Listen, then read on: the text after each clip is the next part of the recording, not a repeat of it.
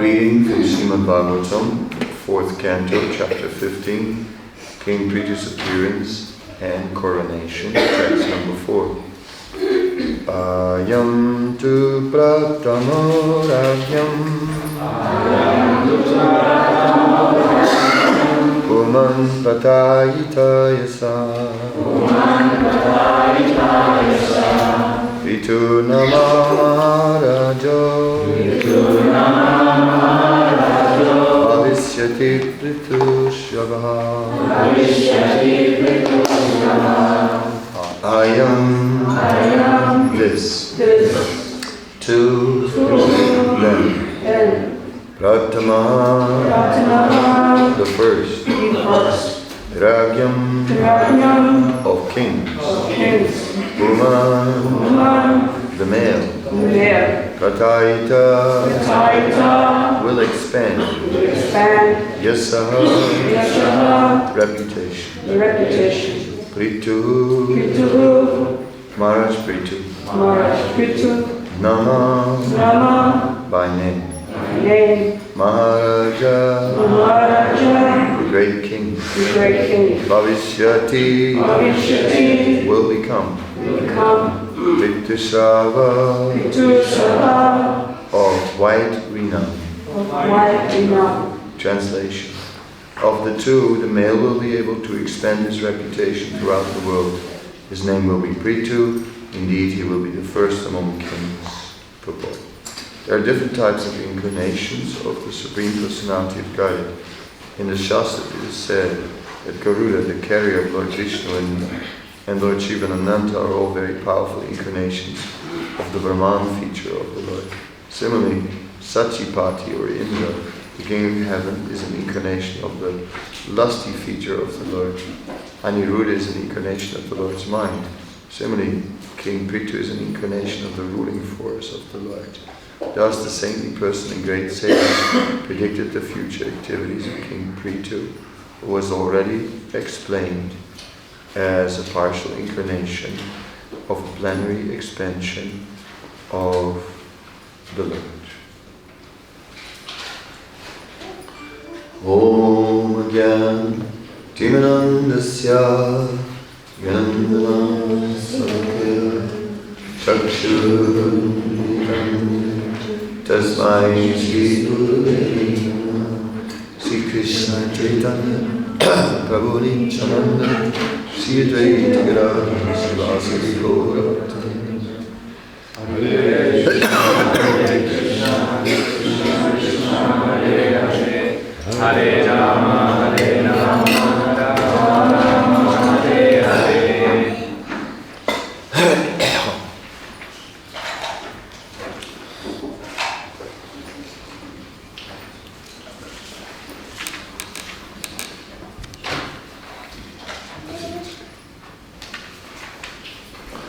So, Maharaj Prithu is known as an incarnation of the Lord. And yet, Maharaj Prithu is also considered to be a living entity, a jiva. So, it's interesting that living entities can be considered to be incarnations of the Supreme Lord. And in this way, can be simultaneously human, like any other human being, and divine at the same time. And it's kind of bewildering. We see other incarnations of the Lord who are simply just divine. Krishna is Adi Purush, the original Supreme Personality of Godhead. Then we get his various expansions. We get Balaram as the first expansion, Vaibhava Vilas expansion. That means Balaram is as good as Krishna, but in a different form and in a different mood. Then you get further expansions again, who are empowered incarnations of the Lord, but who do not have the full potency of the Lord. These empowered incarnations are also still direct extensions of the Lord. And then there are many, such as Lord Ramachandra, such as Lord Nrsimha. So all these different forms are there. And then we have the Shakti Avesh avatar, where a particular living being is considered an incarnation of the Lord. So at what point are we recognizing a living being as an incarnation of the Lord? It is said he has to be an instrument of the Supreme Personality of Godhead. The energy of the Lord, he is embodying it. Shakti Avesh literally means the one who is embodying the energy or the power of the Lord. So, the pure devotee, who is also a living entity, is fully dedicating his life in service to the Supreme Lord, and in that way, the pure devotee becomes empowered. The Bhakti Vinod Thakur is explaining this process of empowerment, and said in the original state, the living being is in the state of Sat-Sidanand. Then he is eternal, he is full of knowledge, and he is fully blissful. So the Bhakti Vinod Thakur says that empowerment means that a person is getting at least this Tit and Anand, this knowledge potency and this bliss potency manifesting within him, and that is the empowerment. But then we see that, so pure devotees may be empowered in this way. Then we see some living beings who are great devotees, who are at the same time very powerful agents of the mercy of the Lord, and who can do something extraordinary. their empowerment is not just empowerment of being very deeply absorbed in their devotional service, not only in being very, very blissful, not only in being not only knowledgeable, but being a living emblem of that knowledge. The Acharya is not only knowledgeable, the Acharya is meant to live by the knowledge. The Acharya is in that way Bhagavat personified, the person Bhagavat, who is living the book. But the Shakti Avesh avatar is a specially empowered personality who can do very great things in this world. So Maharaj Prithu was such a personality, a very powerful personality who had no other interest than the interest of the Lord. So in that way, like a pure devotee, but then added on to that, great, great divine power. And this is, of course, very rare, difficult to recognize.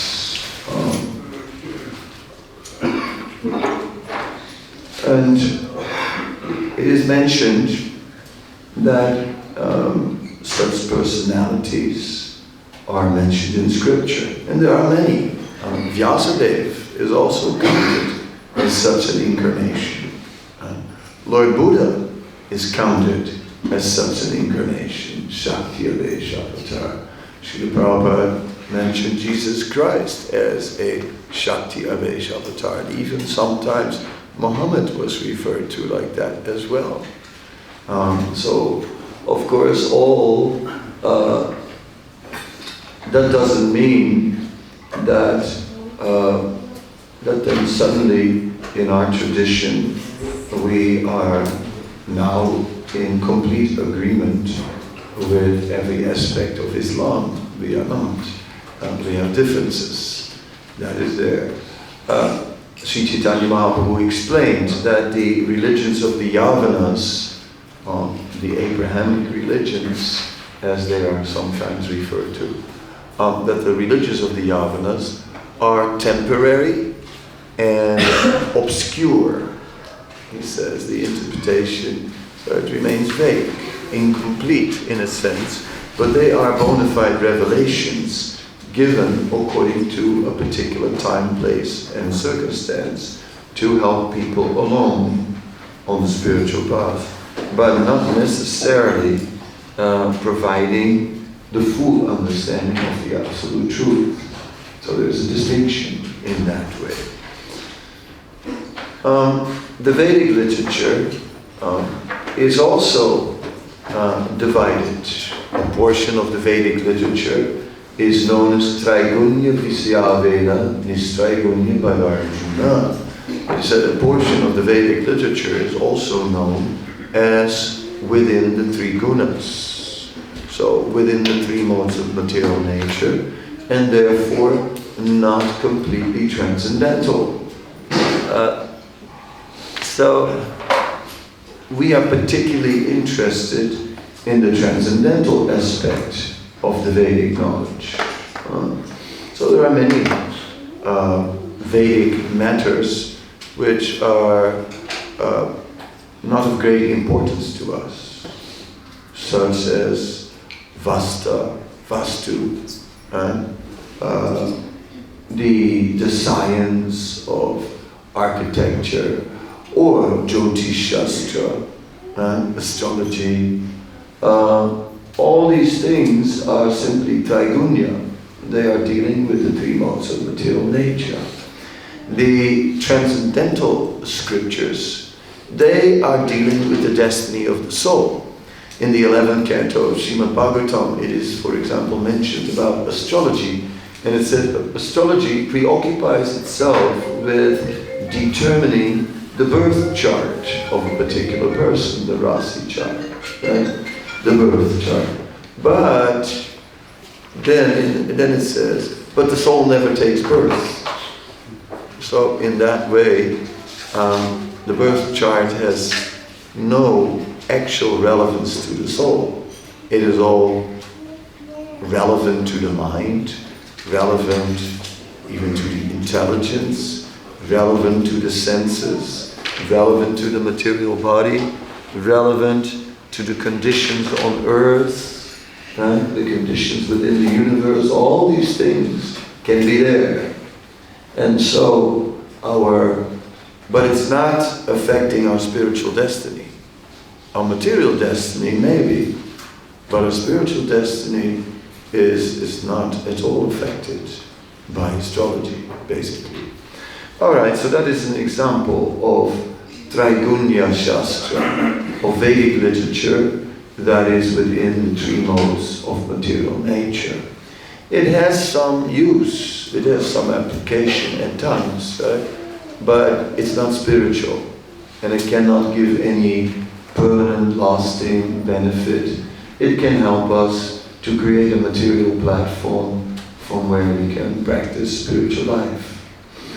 Then we find in the Srimad-bhagavatam a description of how Lord Brahma was visited by Gopakumar. Gopakumar had been given a mantra by his spiritual master, and by chanting his mantra, he was getting wonderful results because he was looking for the truth, and the mantra guided him along, and on the strength of his mantra, he could travel throughout the universe. And eventually he came slowly and slowly to higher regions in the universe, and eventually he came to Brahmaloka, which is the topmost planet in the entire universe. As Gopakumar was in Brahmaloka, Lord Brahma just mentioned to him that, oh, it is wonderful you came because I have to attend a sacrifice which is going on somewhere in the universe, and I'm not able to therefore manage the normal affairs. Would you be able to take over my service for some time? And Gopakumar agreed. So next moment Gopakumar was in the position of Lord Brahma. And yes, there was an assembly hall, and there even was a throne. And yes, Gopakumar was seated on the throne of Brahma. And then in that assembly hall one day, all the Vedic literatures assembled. Oh, and each one of them was speaking loudly. But the loudest of all were the Upanishads. They were predominating the whole group. And the Upanishads came forward and they spoke very strongly. And the Upanishads tried to establish that actually the impersonal Brahman is the essence of everything, because everything rests on Brahman. At that point, some confidential scriptures, like the Gopatapani Upanishad, various agamas, and some confidential Puranas, such as Bhagavatam, they felt it's getting too much. This is too much. These personalities here, they're emphasizing this Brahman to a point that it is just coming to the foreground, and like the actual deeper knowledge is not discussed here. So we will no longer be part of this discussion. So they just walked out of the assembly. So that was very dramatic, and everyone was like, oh my God, what happened? Did we offend them? And it was a whole thing, and they just walked away. So they went after them and said, please, don't leave. No, please, return. Come back. And, we had no intention to neglect you. No, come back. And then they brought them back and duly honored them and gave them a platform to speak. And then they established the importance of the Supreme Personality of Godhead. And how devotional service to Him is the essence. Just as Bhagavatam, as we know, says Vadanti tat-tat-vidyas tat-tum jnanam-atviyam brahmeti paramatmeti bhagavanti sabjate. Is explaining that the undivided absolute truth consists of three parts. Isn't that interesting that it's undivided and consists of three parts? You know, and it's like Brahmeti Parameti Bhagavaniti Sabjate. It is called Brahman, Paramatma, and Bhagavan. Alright, so on the strength of that statement of Srimad-bhagavatam, we understand that there is not only Brahman. In the Chaitanya Charitamrita, Chaitanya Mahaprabhu is explaining that Bhagavan is known as Shaktiman and that Brahman is known as Shakti, or that Krishna, the personality, is the source and that the Shakti is his energy. So therefore Brahman is not considered to be the Supreme Lord, although Brahman is divine because it is the divine energy of the Lord, but it is the energy of the Lord. So when Sankaracharya says, how can Brahman, if the divine is Brahman, how can Brahman change? Because divinity can never change. That's his argument. Therefore, when it looks like it has changed, it's false. Therefore, there's the rope and the snake. We think we see a snake, but it's a rope. In the dark, the rope looks like a snake. Because it has to be a snake. Because there's only Brahman. There is Brahman. And when we don't see Brahman, it means we're seeing illusion. Because how can Brahman ever change? Says Sankaracharya. Because Brahman is absolute, is the Lord. How can the absolute change? But the Vaishnavas say, no, Brahman is the energy of the Lord, and the energy can change. In this way, the energy of Brahman is changing in so many ways. But underneath of it is always Brahman. Every Brahmana Pratistham, everything rests on Brahman. Sarva Kalvidam Brahma. The stone in this room is resting on the spiritual energy. It's not material. Matter doesn't exist. Where is the question of matter? All matter is also spiritual in its origin. It's Krishna's energy, nowhere else. But now we make a distinction and call it matter, because in this manifestation, the energy of the Lord is temporary and always changing. And therefore nothing is permanent. Today, this building is here. When you're in Australia, then you walk around and you come to the St. Kilda Pier and you see a sign where it says, this is 100 years old. 100 years, right? And you go, oh, historic in Australia. 100 years. Oh, that's really historic, right? When we go to like India or Europe, 100 years, it's yesterday, it's like, what do you mean 100 years? Your grandfather was still alive 100 years ago. I mean, what's that, He used to tell me stories about it. 100 years, what's that? And they go, 1,000 years, 1,000 years old. Now it's getting old. Right? It's like, it's like I used to live in a house which was 450 years old, right? In Europe. It's like 100 years old. I mean, my normal house wasn't nothing antique. There was no sign on the door. I just lived there, 450 years old. No one ever thought that was anything extraordinary. The newspaper didn't come to make an interview. How is it to live in a historical house? Just 450 years old. So yes, the Vedic culture is taking us back so many years, maybe. But even if something can stand 1,000 years, then finished. Sooner or later it will be ruins. So whatever in the material world exists, no matter if it exists for a long time, in the end, it will all cease to exist. The whole universe will end at one point and will not exist. Day of Brahma, night of Brahma, which means there is a period that the universe exists and there's a period it doesn't exist.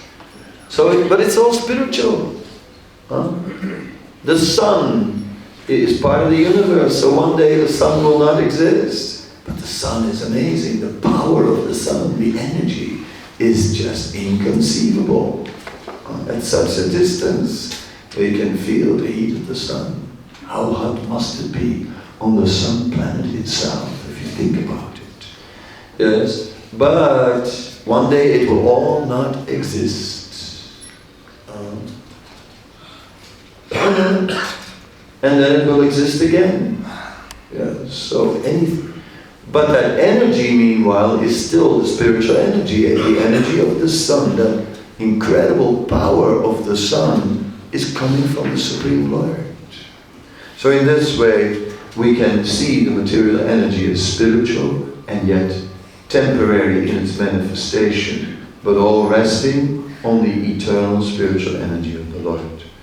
But we see also behind that, behind all the energy of the Lord, we see the Lord Himself. And that is the essence.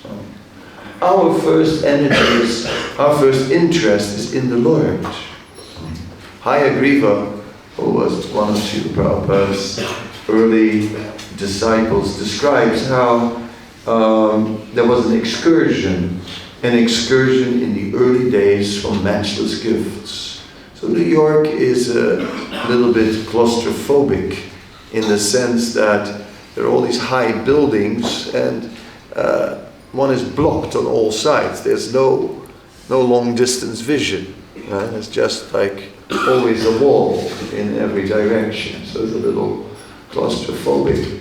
So one day they all went out on an excursion to Dr. Mishra's ashram, which was outside of the city. And Hayagriva, it was summer, Hayagriva slept outside under the sky. It was, of course, very, very nice. And then he woke up in the morning, and Hayagriva was a professor in English literature.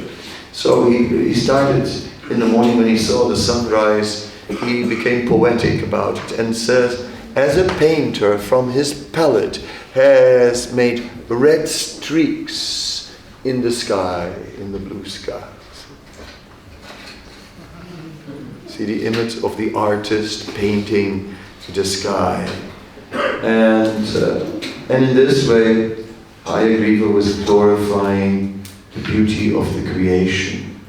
And then Prabhupada said, we are not so much interested in the painting, we are more interested in the painter.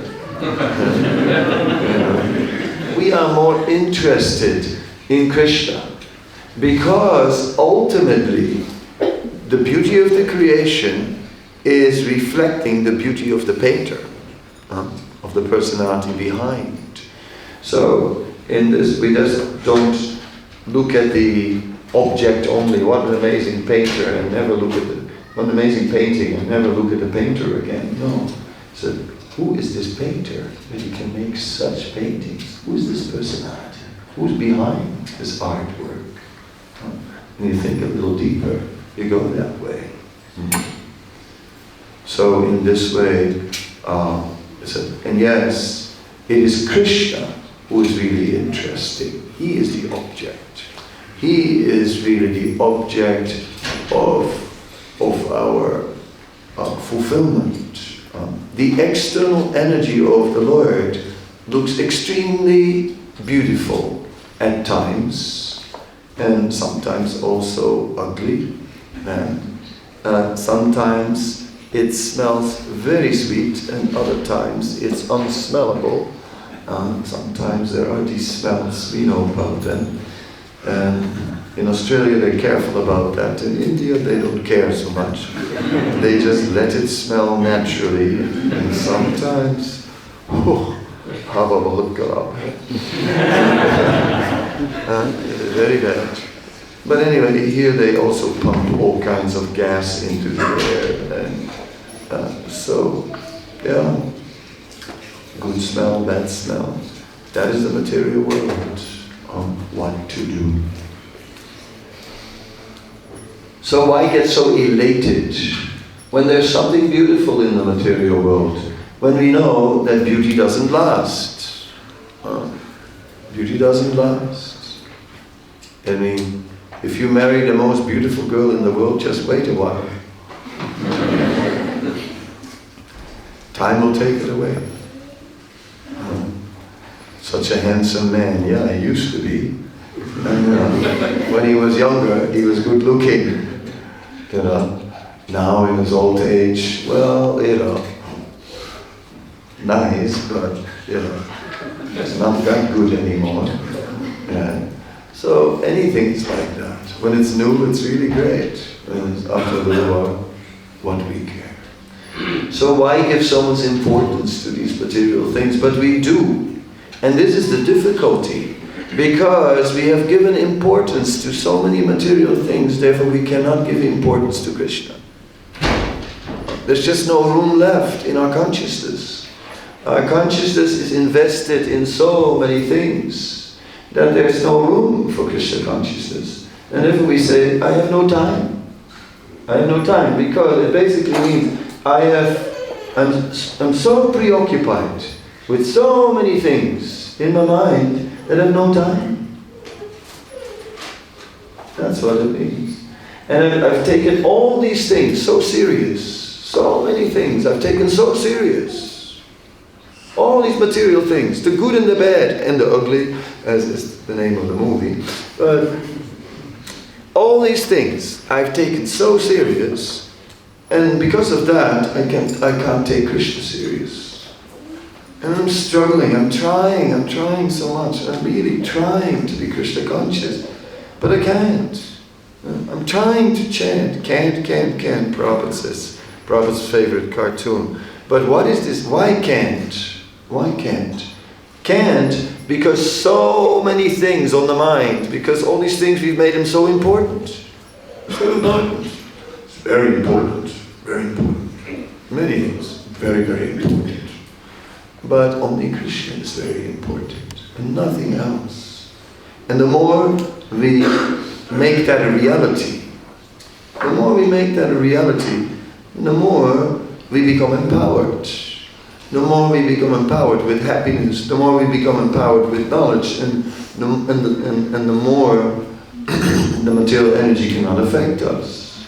But when we make everything so important, then the material energy can affect us deeply. So we can think about these points and see how much we are afflicted by the illusory energy. That we also take so many things of this material world as so important. And therefore, we cannot really get absorbed. Therefore, our Krishna consciousness remains superficial. Therefore, yes, I know that Krishna is the Supreme Personality of God. Yes. I appreciate that, and it's very, very good. And I know that chanting is really the most important, and I really know that that I should read Bhagavatam, but I'm not reading. Why not? Oh, I have no time. But why? Because I have so many things, so many responsibilities. But why do we have so many responsibilities? Because we wanted them. Sometimes someone comes and says, I have no time. I said, well, what did you do that you have no time? You got yourself totally entangled in so many things. You wanted to be married, you signed, it was your choice. You tied the knot, you did it, you didn't run away. You did it. You voluntarily did that. And now you wanted children. Now you have 7 children. Now you have no time left. All day long. There's always one crying. Or they're fighting, or they're this, they're hungry, they're this, that. So many things, They make bills. My God. Where are they going to get all that money? It's expensive. It costs you a fortune. And why? So now I really feel strong about this. And I feel that, like, you know, I love her. Okay, that's good for you. But because of that, you also have to pay the price now. That she is important, the most important person in the world. Alright, so that puts Krishna in the second place. And if Krishna is in the first place, and she's in the second place, they don't like that. Ladies, ladies don't like to be number 2. They want to be number 1. So, of course, when they're very advanced in Krishna consciousness, then they're happily number 2. But still, it's not so romantic when you say, darling, you are the most important person in the world after Krishna. It doesn't quite cut it, right, in romance if you do that. Gosh, what to do? So let us simply say Krishna is the most important. And that is what this movement is. If you boil down what we're doing in this temple, actually, the truth of the matter is we're honestly saying Krishna is important and everything else is secondary. That's it. That sums up really what we're talking about. That's what all these Bhagavatam classes are about. You know, you hear this explanation, that explanation, sometimes really complicated.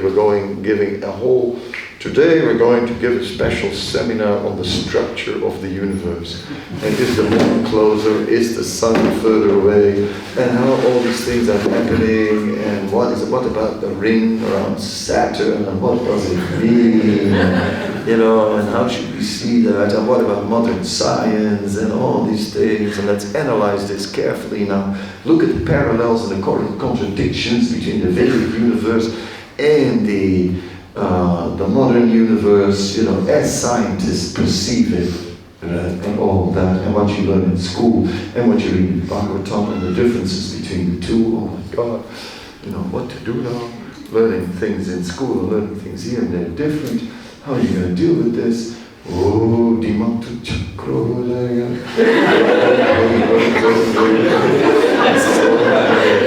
Complications, yes, that will all happen, and now what to do? I mean, forget it all. It's all good, but the essence is really Krishna. To be absorbed in Krishna. The more we are absorbed in Krishna, then everything will come on its own. All the other things will fall into place. But who has that faith? Can you really do it that way? But I'm not sure. And in anxiety, how am I going to pay the rent? And they said, like, Krishna, help. Don't worry, the more we go for Krishna, the more these things will happen. Remember the story of the hunter, Magrari, and how this hunter was half killing animals, and that it was terrible, that Narada somehow or other noticed that this is going on. Who is so cruel? That Narada then preached to the hunter, that Narada convinced the hunter, and that finally the hunter said, okay, I understand now that half killing is not good. Although I learned it from my father, now I realize I shouldn't do this. And I never thought about it, then I'm getting reactions for this. Okay, I'm ready to stop. But how can I? Because this is my livelihood. It's my profession. It's all I know. How will I live? How will I live? Narada said, no. If you really want to be free from all these sinful reactions, you'll have to cut the string of your bow. Cut the string of my bow. The string of my bow. It's something like, if you really, want to be Krishna conscious, you have to throw away your phone. Throw away my phone.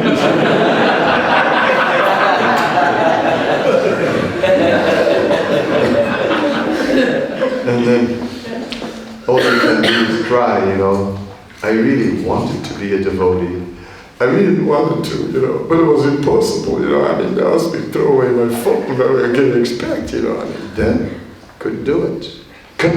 They asked me to cut the string of my bow. Cut the string of your bow. No, that's not reasonable, that's not possible. No, Magrari, you're right. When you said that you couldn't surrender to Narada, no, that was very reasonable. It was an unreasonable request.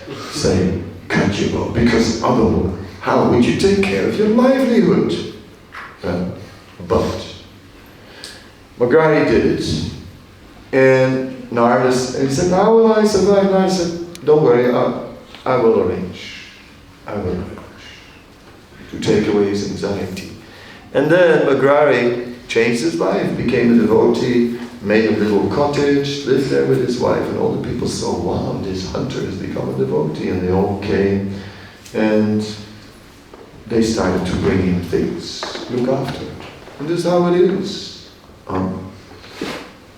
If everyone would just take to the renounced order, imagine, what if all the men would take sannyas? What if all the ladies would put on white saris, just, and go to Vrindavan and chant Hare Krishna? What would happen? He said, well, people would give the sannyasis donations, and the ladies also, they would get nicely taken care of. Don't have to cook every day. No house to clean.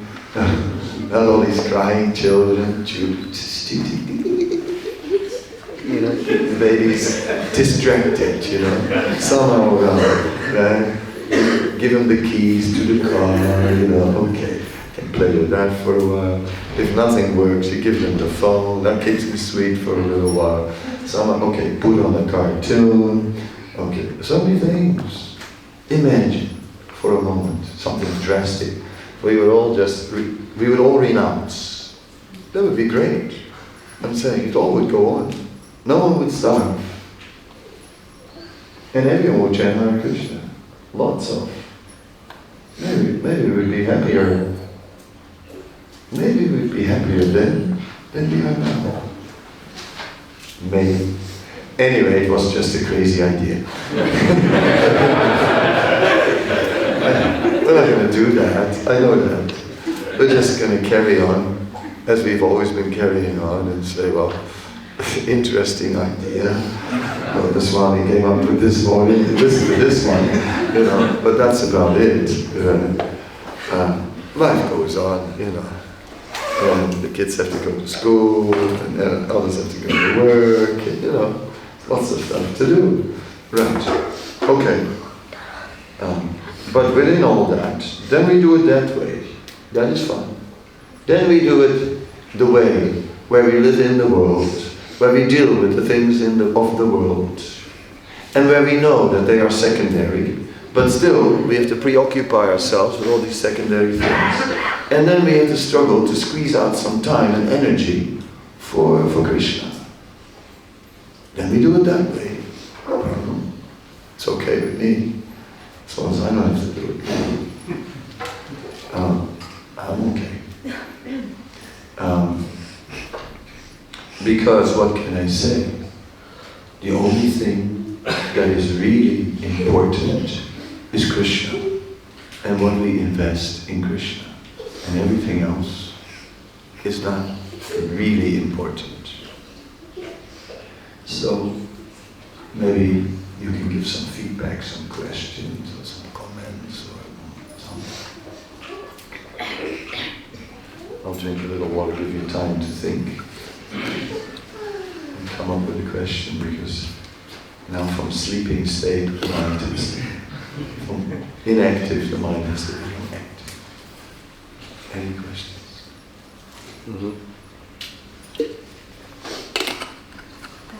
I was just wondering about everyone being renounced.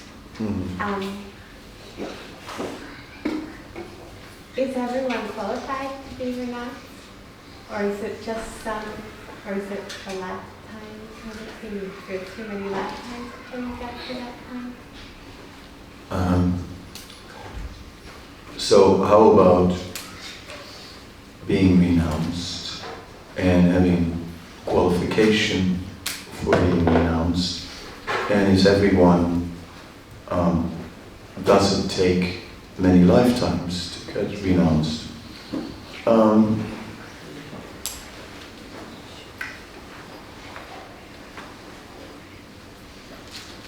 Yeah,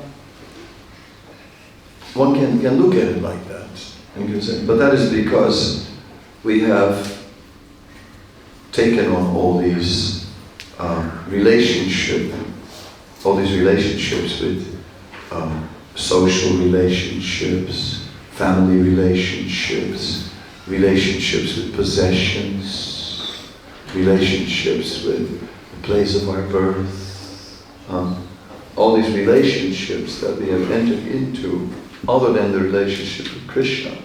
So then we have to sort of, over time, free ourselves from these relationships and become like the tortoise. Withdraw ourselves from these relationships, pull in our legs, and only put them out for devotional service again. So that could take many lifetimes to get there. The thing is that the process of devotional service can really speed that up tremendously. So what would have taken many lifetimes, now if we engage in devotional service, Trivena Bhakti Yogena, with great force, very serious about devotional service, then one can do that very quickly actually, and it doesn't have to take so long. Now I'm not encouraging all of you all the men to take sannyas and all the ladies to put on white saris and be renounced and this and that, No. It was only imagine. Imagine for a moment. Right? Just imagine for a few minutes. Imagine. Just sort of, sometimes we imagine, if I was a rich man, imagine, if I was rich, and you see yourself drive in the car, Maserati. Okay, what else? If I was a rich man. We can dream for a moment. So I was saying, so I wasn't suggesting that everyone renounces. I was just suggesting, imagine for a moment, if I was, what would happen?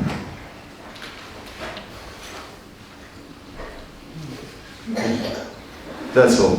Now, so we can try and practice our devotional service from another platform and gradually detach ourselves from so much entanglement and cultivate our relationship with Krishna.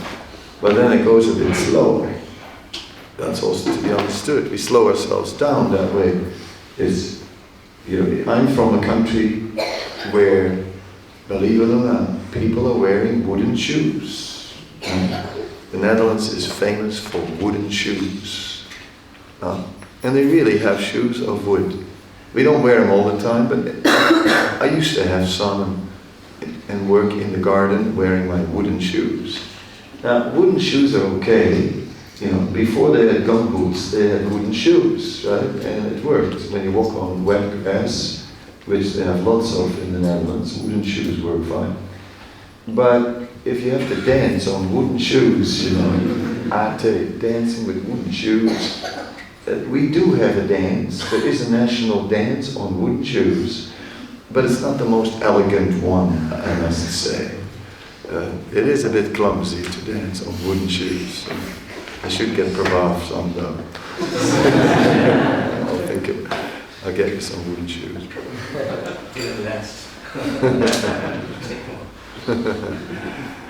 Anyway, so the point is that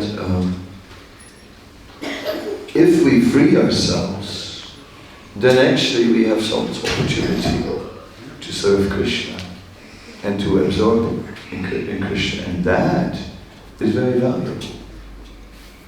So yes, we may not be able to do it But that is lamentable.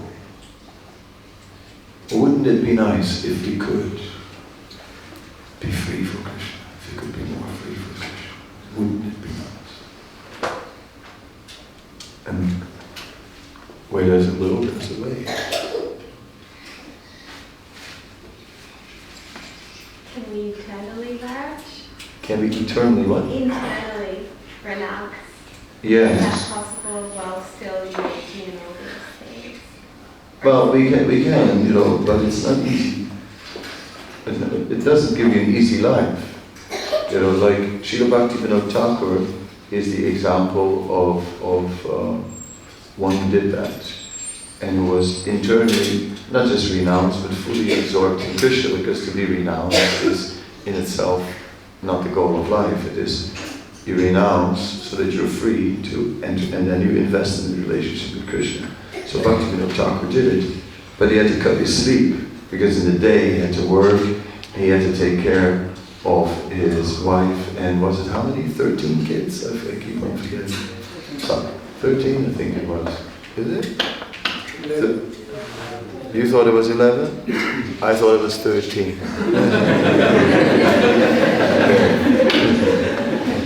So, you can Google it now, you know. And then we'll know, you know. And as far as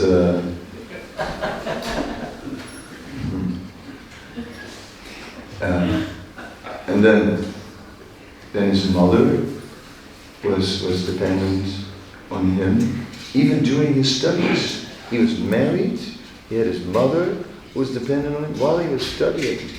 And he still had to chant Hare Krishna. You try that, you know, a dependent mother and a wife or a husband, whatever, you know, and studying at the same time and chanting Hare Krishna. Phew! I mean, yeah, so it can be done, but it's tough. Then it takes an incredible. So the more we are externally involved in many things, the more determination it takes to change. It's like, I'm here not like pointing the finger at who is, you know, mirror, mirror on the wall, who is the best of all. That's not what I'm doing. What I'm saying is like, rather, I'm saying we all struggle, don't we? I mean, when we get honest, don't we admit that we struggle? I struggle. I'm a sannyasi, I struggle with all that. It's like a struggle. I'm tired of this and that, you know, busy, someone wants to call me, you know, make an appointment, all things that interfere with chanting. And I want to chant, but it's the only time, this, that. So I struggle with the material energy. I have to catch a flight, I have to pack my bag, only 20 kilos or whatever, you know, how do I get it all in? You know, what about my winter jacket? I'm going to need it, but it doesn't fit.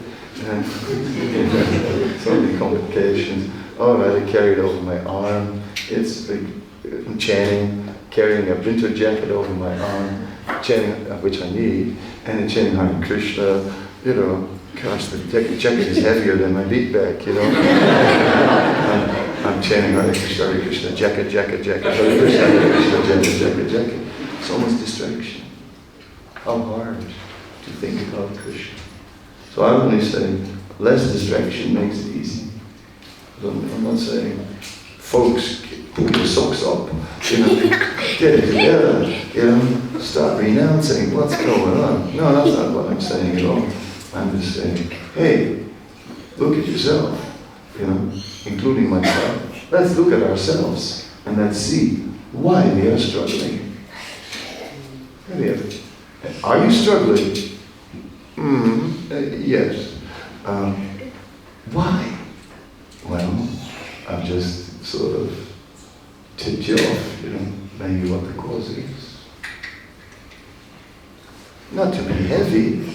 It's not like here's Kadamba Kanana Heavy Swami gave a heavy lecture about renunciation, you know, and everybody's like, ooh, you know, real sannyas lecture, blah, blah, blah. No. It is about Life is heavy.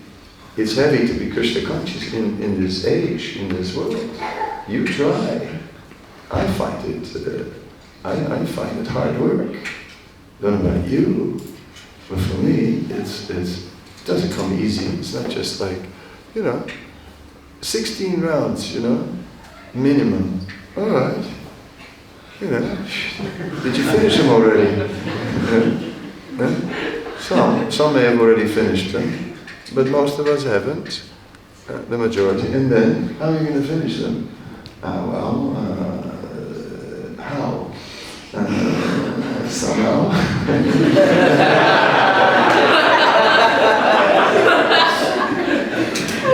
Struggle, most of the struggle. So I'm talking about the struggle and about the cause of the struggle, and then we have to go our natural path through that struggle. That's all I'm just trying to highlight the cause of the struggle. Demystify the struggle. Yes. Thank you, Maharaj, for that. You were mentioning about Prabhupada's last time on him telling to Hare that we are not interested in the painting, but in the painter. But we see the psychology these days, people are not so much concerned about the creator. Like, even they like the music, they're not necessarily worried about the musicians. Yeah. They probably like the art, they wouldn't worry about the creator. Yeah. And what can you say to that? Yeah. Like in modern times, right? In the study of literature, it is said a book. It's not about the writer. It's about the book in itself, and therefore it doesn't matter what intentions the writer had when he wrote the book, what message he wanted to give. That doesn't matter.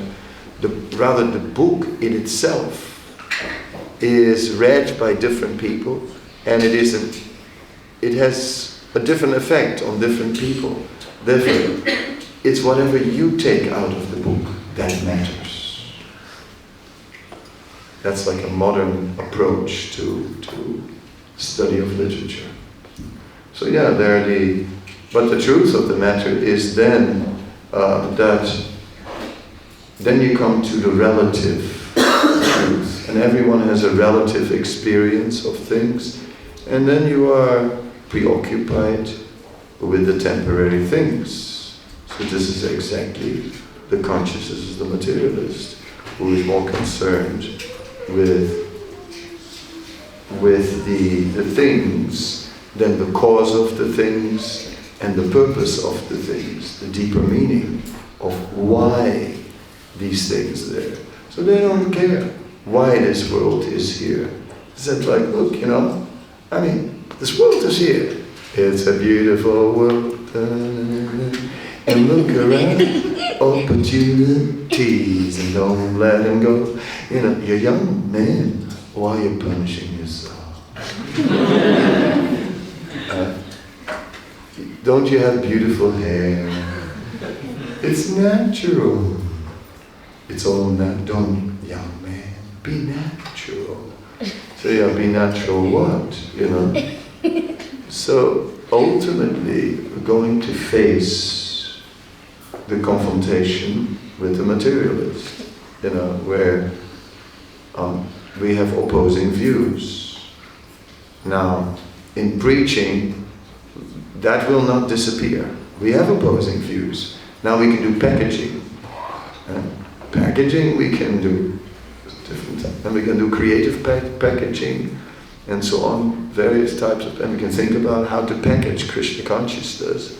But ultimately, it boils down to only Krishna is important. Like today, I just took off all the packaging, basically, in this lecture. No packaging at all, right? Just like boom, right? Put it out there. I just took away all the packaging. Otherwise, usually we think how to package, how to put this way, that way. Right? Packaging is important. It sells the product. So if you want to sell, start packaging. But, don't forget to put the substance in the package.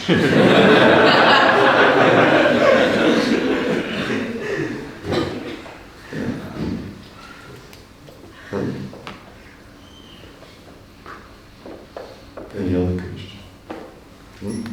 As you said, Maharaj, that we are entangled in Maya. So then, how to get out of that entanglement? So as I said, we are entangled in Maya, then how do we get out of this? Well, devotional service takes us out of that. So although we are in Maya, we do devotional service. And then this devotional service purifies us. So this is what we do. We know we are entangled. We know we are material attached. We know that Krishna is actually the only thing is important, but meanwhile we think so many other things are also important. Yes, Krishna is important, but all the other things are also important for us. Let's be honest. So alright, what to do? Can't give up all these other things now. Okay then, have it all, but not the sinful things, and serve Krishna. And by serving Krishna, eventually, Krishna will just become the most important anyway. So serve Krishna as much as you can. Always. Whenever you have a chance, do some service. Can I do that? Alright, why not? Yes. So you do lots of service. Then Maya cannot keep you. Otherwise, Maya is a witch and she will keep you.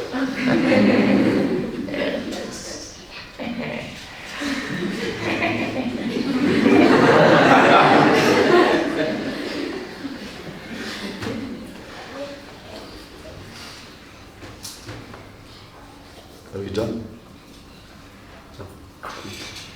Maharaj, you talked about Trigunya Vishayaveda and about Vastu and astrology. Because we also do find that devotees do Vastu because health. You need your health to continue your devotional service, or with astrology when they get married, they still see astrology before getting married even among devotees.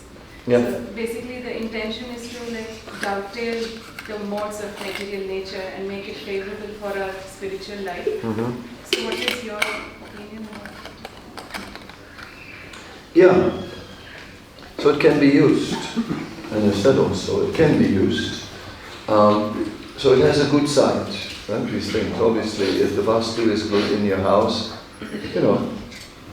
then you may not, it may give you better material conditions in the house. If the Vastu is really bad in the house, maybe that house brings lots of bad luck. Right? Can be. If the astrology is favorable and there's high compatibility according to the chart for a marriage, maybe it will be easier. But we discussed that also the other day. And when I was in Bhakta's and Bhakti's place, I raised the point, and we mentioned that more important than compatibility in this charge is that in your partner, you see that your partner or partner to be is a very serious devotee. Because when your partner to be is very serious about being a devotee, then at least on the transcendental platform, the mutual commitment is strong to bhakti, and you'll bring each other to bhakti. And then even if on the material plane there is some fireworks, anyway, you'll work it out because ultimately you're committed to Prabhupada. Right? So that's more important. Whereas, you're both so compatible but a little weak on the spiritual side. So, and it's like, then when one says, let's have a cup, then the other one says, of tea. And then, we are soulmates. Two people, one mind. Right? We're so alike. And then And then Bhakta was saying, yeah, he said, they checked out all the astrology, Bhakta and Bhakti, and it said that they're not compatible. They're not compatible at all. All the astrology says that Bhakta and Bhakti are not compatible. But they're approaching their, they've already had 40 years. They already did 40 years. 40 years marriage already ho gaya, and heading for 50. So they're not compatible at all. I don't know what he meant by that, but I stay out of that part, right? But they're together, and the devotees together, all these years, and doing really good. So, the transcendental is the most important. That must be there. Then it can be supported by all these things. So now you live in a house. The vastu is totally wrong. Oh my God, it's going to happen. Chant Hare Krishna in that house. And as you chant Hare Krishna in that house, all that bad vastu just goes away. But if you don't chant Hare Krishna in a house, and you have bad vastu in the house, ooh, that is going to be really bad. So ultimately, the essence is that you chant Hare Krishna. But the vastu can support it. But nowadays, we make more of vastu and more of astrology than Srila Prabhupada did. In Mayapur, Srila Prabhupada made a temporary building. And you know, he put the altar, and you know what was above the altar? A bathroom. Now, are they real? I mean, no. I'm saying that's not vastu. It's not allowed. But Prabhupada was practical. He did it that way because there was no money and I had to do something. He did it that way. Prabhupada is not against vastu, but not fanatic about vastu. Yeah. Prabhupada spoke about an astrologer who said he would die at 70, and that he would open many temples, all these things. But he didn't die at 70. He still had 11 more years. So ultimately, Prabhupada said if we clap our hands, the lines in our hands will change. So the main thing is Krishna consciousness. Then these other things, yes, why not? If you build a new house, why not some vastu? But who's going to build a new house? Most of us, we get a place and the vastu is wrong. What to do now? I'm staying in a room upstairs and the vastu is wrong. So what if I break a hole in the wall to fix the vastu? Will the Melbourne temple like it? That's secondary, but not forbidden. When we can use it, yes, let's use it. Nothing wrong with some astrology. In Vedic culture, they always looked at the astrology before the marriage. But amongst Vaishnavas, we first, before the astrology, make sure your partner-to-be gets up in the morning, and chants his rounds, and is serious about spiritual life. That will help more. Because if you marry someone who's spiritually weak, great vastu and great astrology, but spiritually weak, you'll be carrying that person for years. Then you have to be the strong one. Good luck to you in such a marriage. I didn't do the astrology before him. I was married 24 years. So it's respectable. Didn't do astrology at all. But I saw that my former wife was a serious devotee. And then it worked. And she still is a serious devotee. That was the most important. And we survived 24 years. Then it took some time.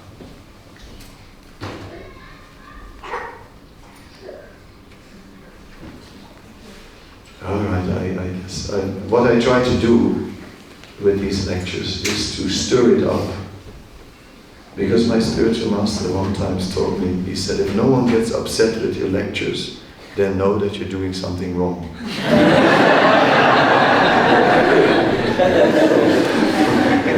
So I tried to fulfill the order of my sleep. Thank you very much. Srimad-bhagavatam.